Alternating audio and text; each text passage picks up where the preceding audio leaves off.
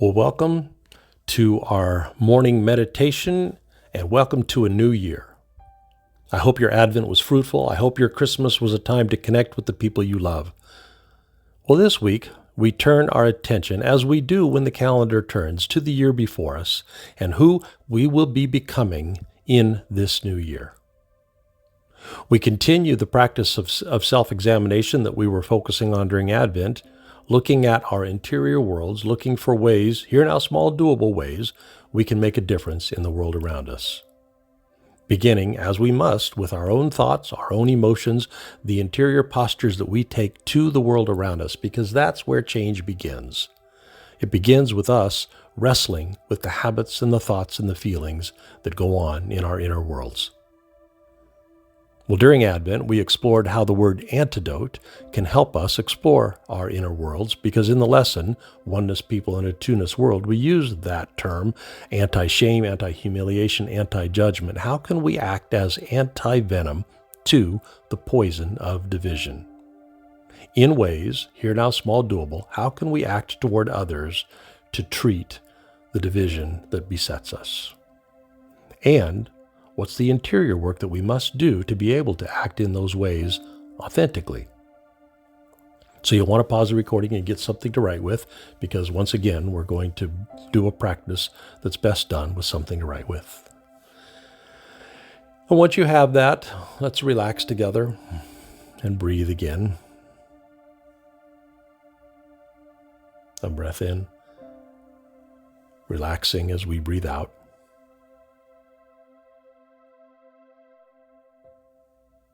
Breathing, relaxing our bodies on the exhale.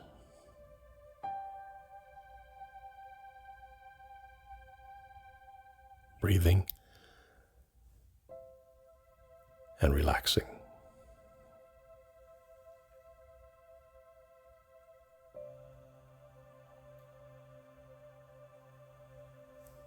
When our kids were young, Denise and I read a book on parenting that encouraged us to catch our kids doing something good, and then to celebrate that.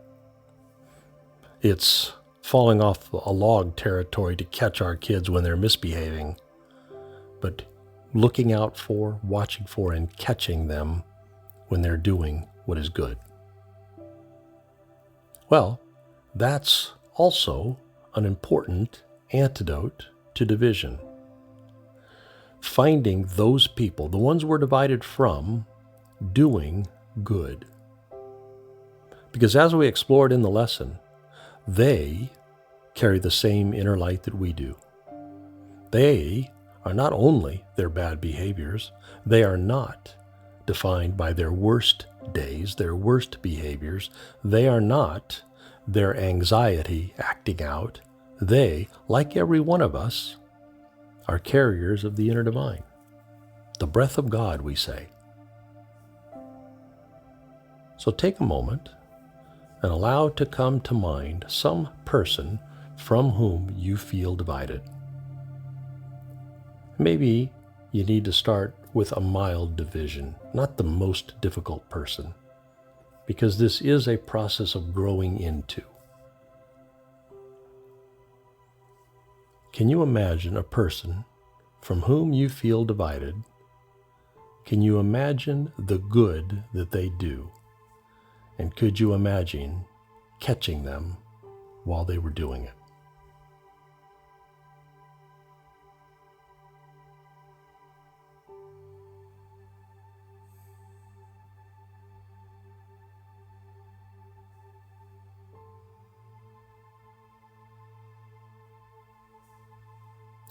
Now here's the thing.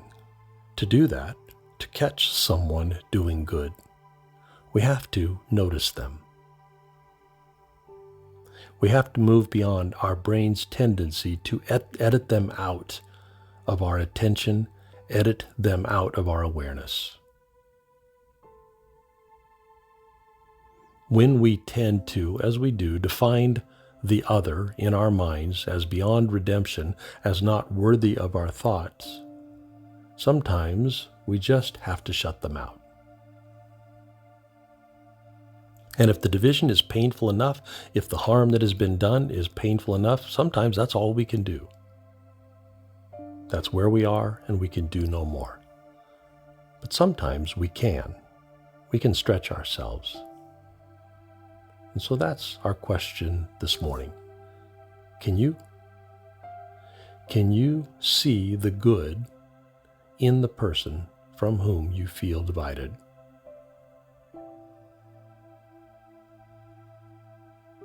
Some attribute, some act, some characteristic that is good.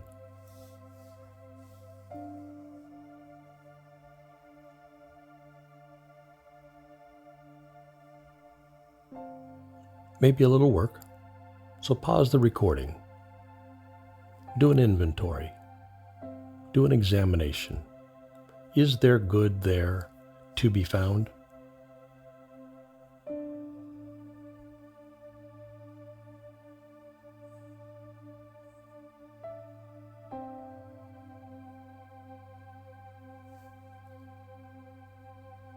It's there. It's really a question of, can you see it? And if you could, if you do this interior work to see the goodness in the other, could you acknowledge it?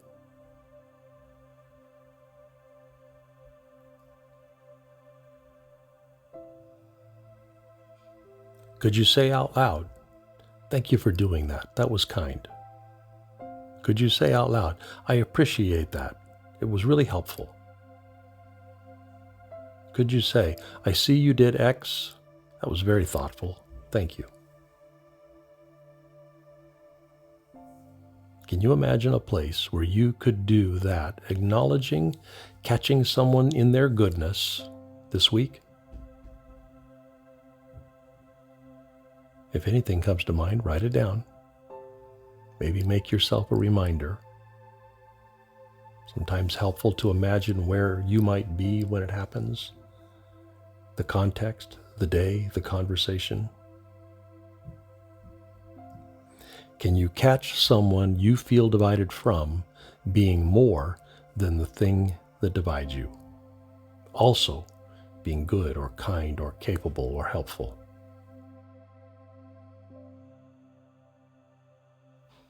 That is an antidote to division.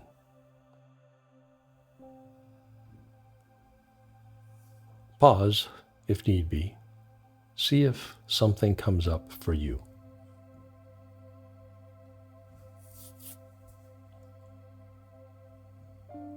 It's often more difficult to do that acknowledging face to face. So maybe, could you write a card or an email? Or if face to face is a doable stretch for you, could you stretch yourself even further, perhaps, and acknowledge them doing good in front of someone else? Could you multiply the anti-venom effect? Could you do that? And if you could, where could you do it? What's the context you could do it in?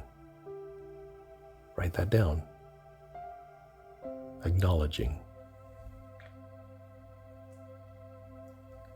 Catching someone being the inner light that they carry.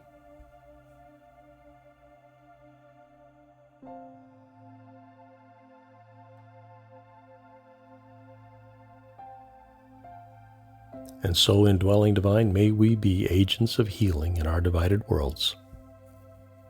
May we be becoming inside of ourselves the kind of people who are able to do that. May our eyes be open to see moments this week and to acknowledge moments this week when someone we feel divided from exposes their own goodness. Be that so. Amen. Well, I hope you'll post in the chat group this week. Talk about how it's going. I'll see you there, and I'll see you on Sunday. Have a growing week.